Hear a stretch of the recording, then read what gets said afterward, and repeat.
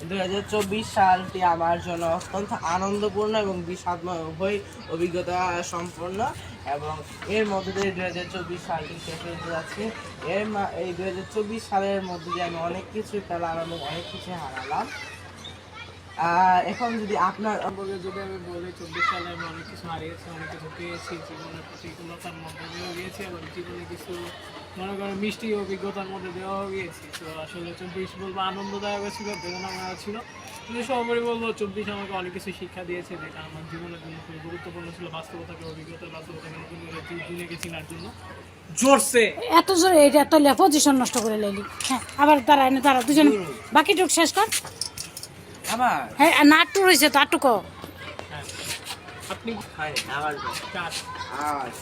আপনি কি 25 সালে কি কম বলবে হ্যাঁ আমি পারবো? হ্যাঁ, একটু এদিকে ঘুরে লো, এদিকে অন্ধকার আসে, একটু ঘুরে। 25 সালে কি আপনি হ্যাঁ, আস্তে ভদ্রভাবে। 25 সালে কি যদি পারেন কমেন্ট সেকশনে জানিয়ে দিবেন 25-এ কামব্যাক হবে কি হবে না। ধন্যবাদ। দেখবো। ধন্যবাদ।